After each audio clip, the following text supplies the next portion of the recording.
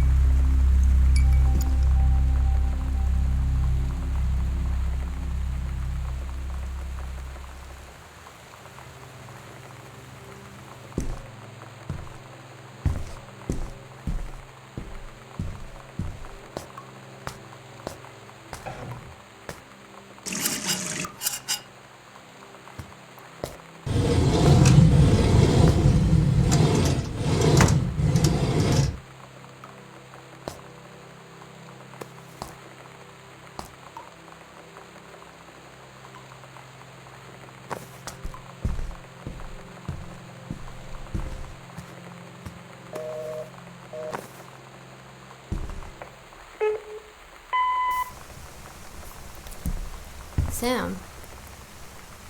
Sam? Hello? Sam!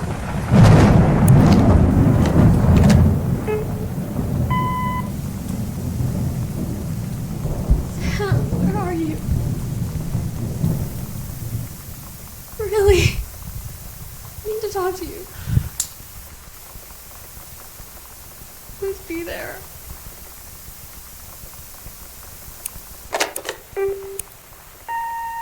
Hi, Mom. So I got my ticket home from Europe. I get back on June 6th, but it's a really late flight because that was the cheapest, so it gets in at midnight. But don't worry, I'll get a shuttle from the airport so you don't have to pick me up. Like, really seriously, you don't have to. Okay, so, love you. See you soon. Bye.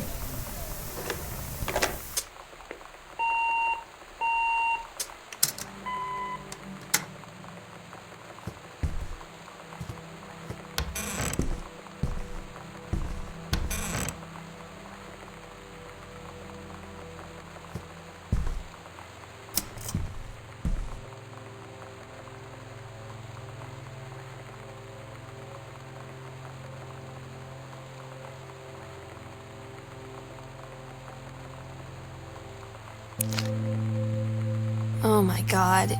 You are so lucky you finished high school before we moved into this house.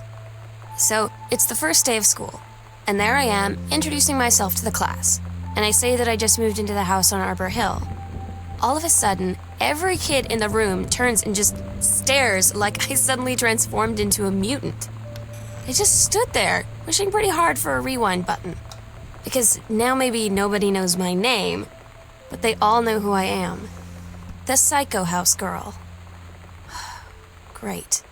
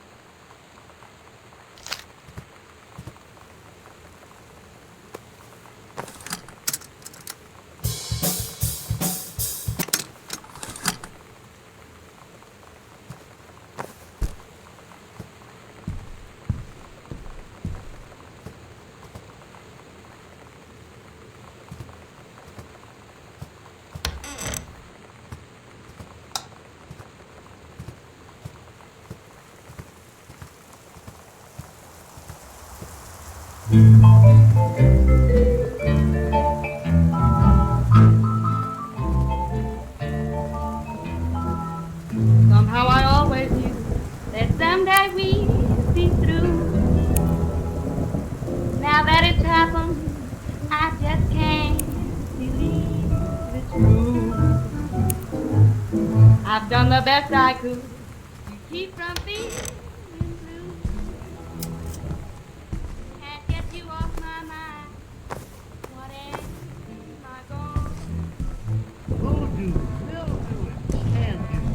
Why, Daddy, I didn't know you were here. I'm right here looking at you, honey. If it ain't me, it's my shadow.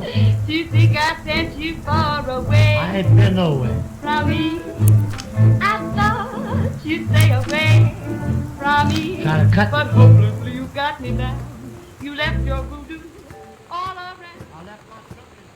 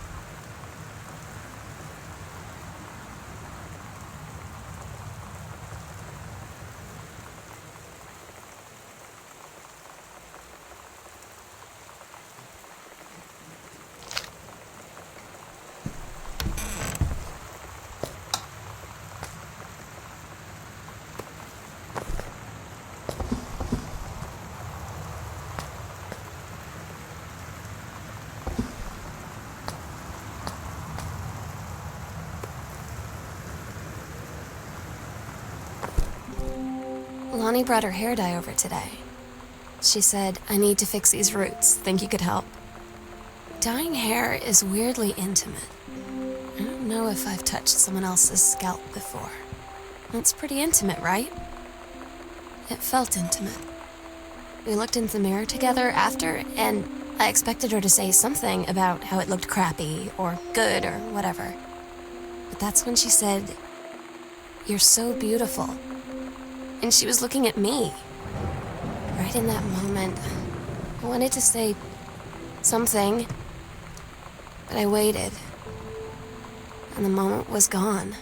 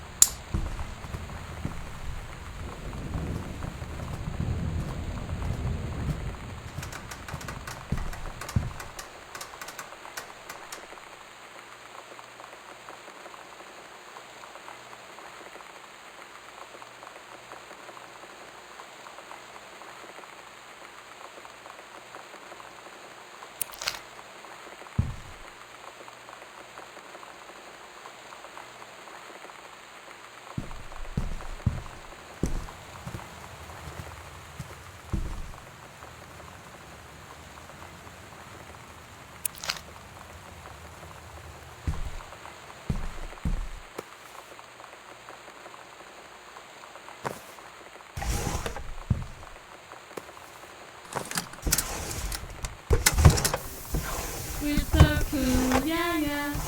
Yeah, we're so cool, cool. We're so cool, yeah, yeah. Fuck you too, cool schmuck.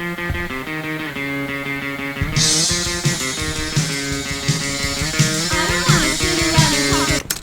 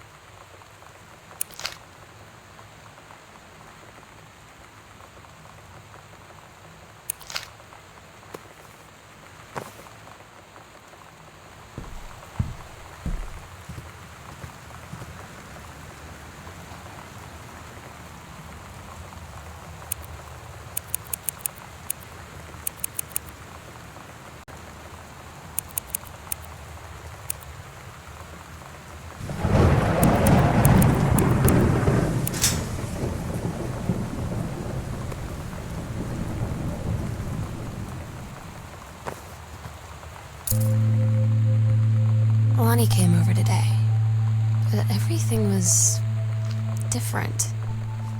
She was sitting at my desk chair, and she wouldn't look at me. Finally, I asked her what was going on. She said she felt like she'd done something wrong that night in the city. Like I must think... But I said no, there was nothing wrong. I just wanted to say... But I couldn't find the words. I felt like I was gonna cry, but I wasn't sad. She got up and sat next to me on the bed. I looked at her. Lonnie, do you think you could ever... And that's when she kissed me.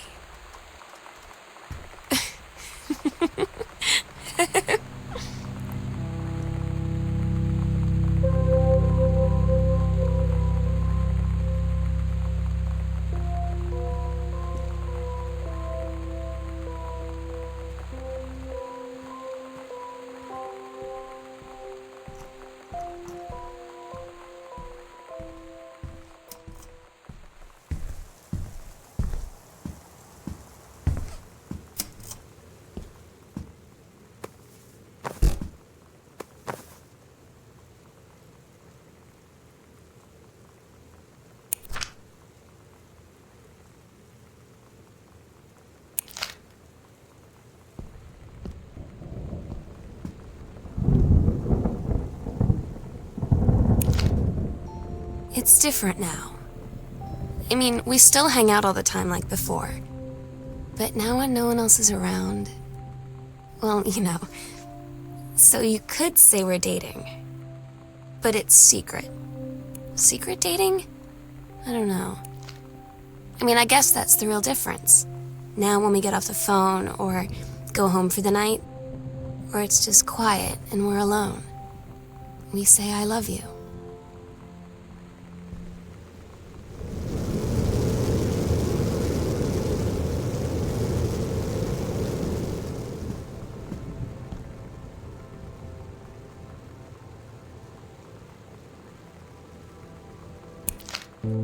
I'm so stupid sometimes. I was telling Lonnie that I got into my college summer program thing, and I was all making plans like, you should come visit me, stay in my dorm room. But she said, Sam, I ship out on June 6th. I was like, ship out? To where? She said, to basic training. What did you think I was doing all that ROTC stuff for? I guess she's been planning to join the army right after high school since she was like 12. And I guess she's really going to do it. So I was like, after graduation, I'm just never going to see you again? She said, let's just have fun while we can.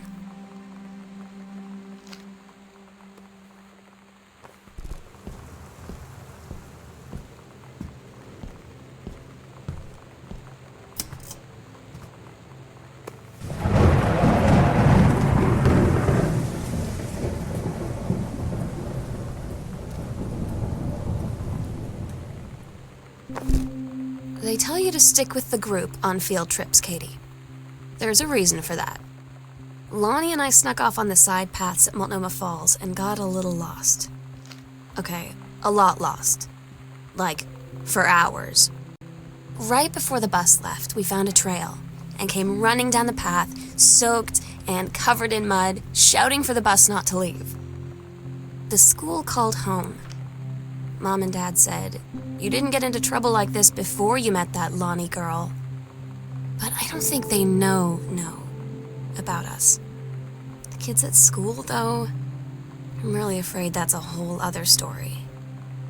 Stick with the group, Katie. Stick with the group.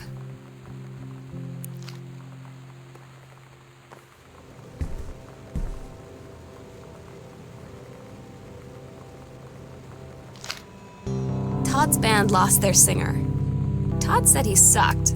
Lonnie said he got sick of Todd's shit, and he was complaining about needing a new singer. So Lonnie was like, I can sing. And they were all kind of like, you can? And she was like, probably. But she's been rehearsing with them for like a week now, and I finally got to see them play in Todd's basement today. And she's actually really amazing. I feel so proud when she's on stage. It's incredible being in awe of someone you love. So everybody knows it's like a temporary situation till she ships out in June. But till then, I'm gonna be at every single show.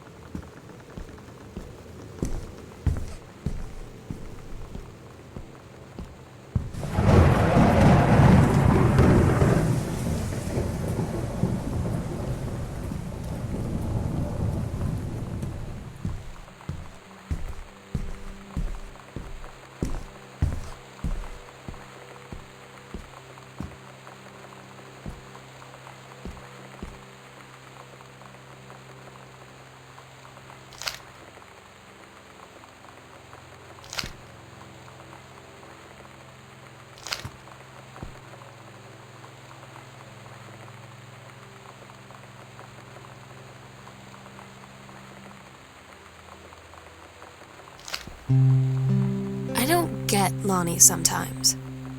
Like, her band, and our zine, and her hair, and everything are all anti-authority.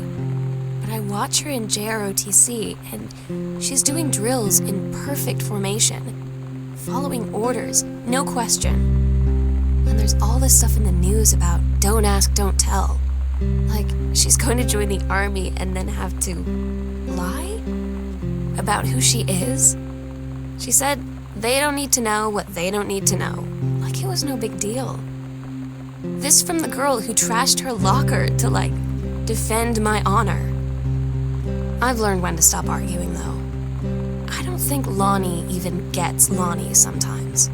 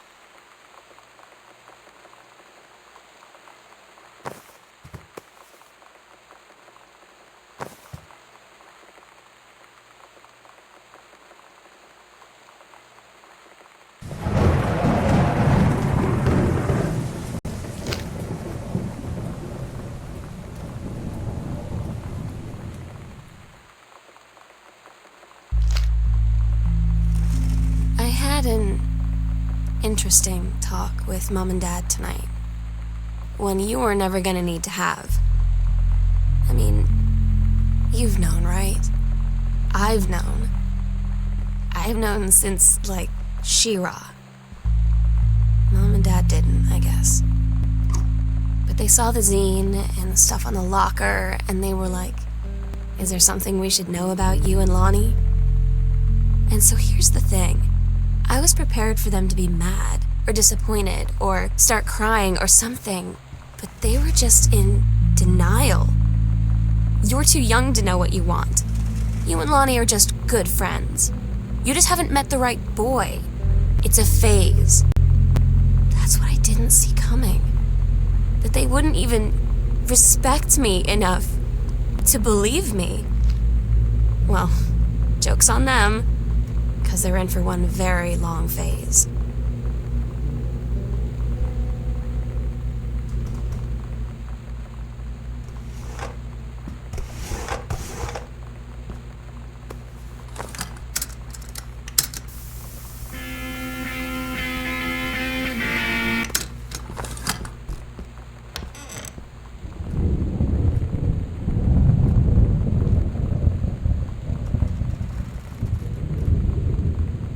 Daniel finally came over to get his game.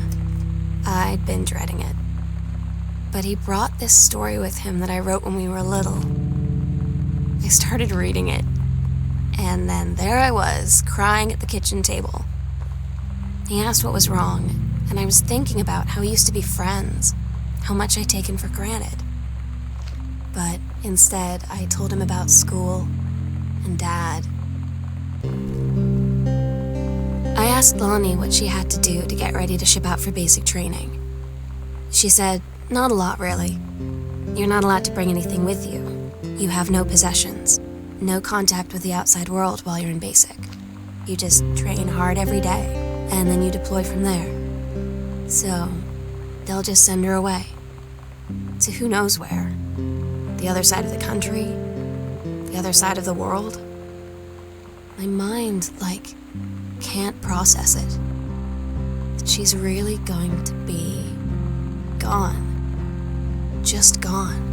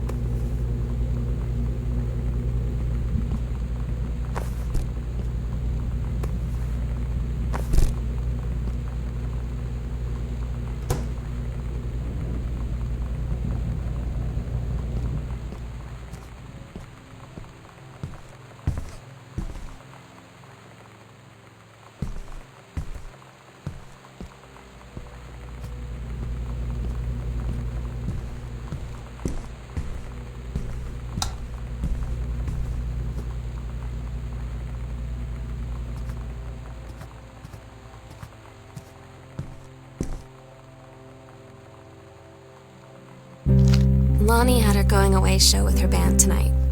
She's so incredible on stage. When she was singing, I could practically forget everything.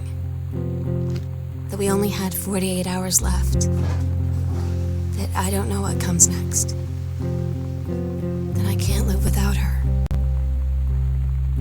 Then she dedicated the last song to me. I couldn't take it. I was out on the curb in the alley, sobbing till my ribs hurt. I would follow her anywhere, Katie. But I can't. Where she's going. After a long time, she found me. She said she was sorry. She said, I wish things could be different. I just wanted to make you happy. I said, I don't think you can anymore.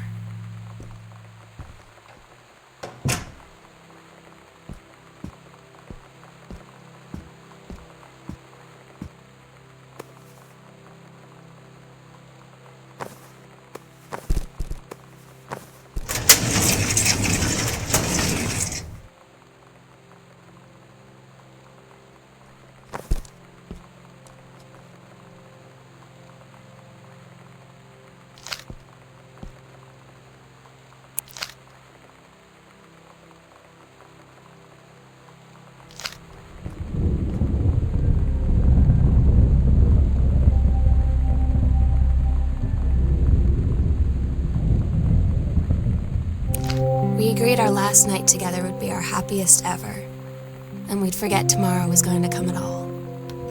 It worked for a while. We had a good time seeing Oscar off, then ran up to the attic to look through our photos, to find one for Lonnie to take with her.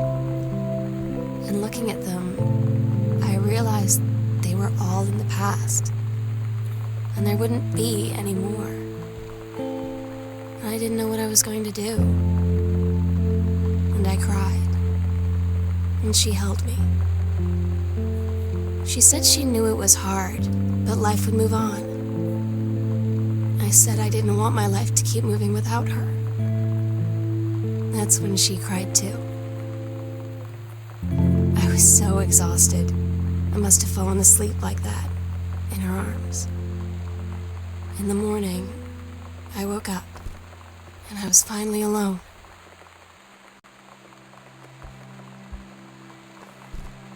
The sunset light in this house is the saddest thing I've ever seen. I just want to sleep. When I'm in the attic, it almost feels like Lonnie could still be here. She's just downstairs. I'm just waiting to hear her pull down the hatch and come running up. Maybe I'll go up to the attic and wait.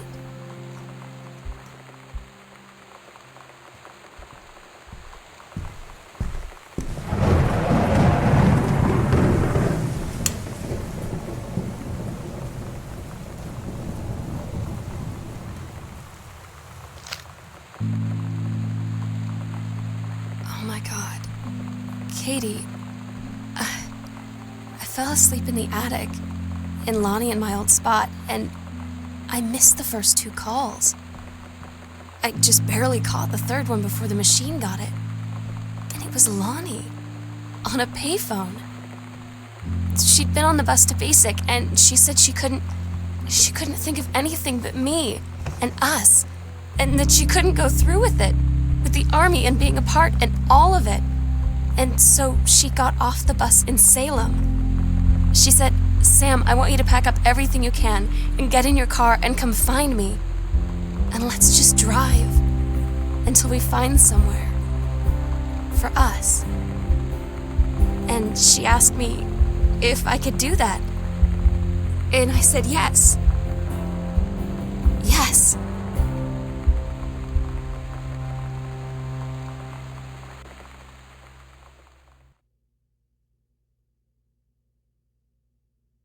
Katie, I'm so sorry that I can't be there to see you in person, that I can't tell you all this myself. But I hope as you read this journal and you think back, that you'll understand why I had to do what I did, and that you won't be sad, and you won't hate me, and you'll just know that I am where I need to be. I love you so much, Katie. I'll see you again someday. Love, Sam.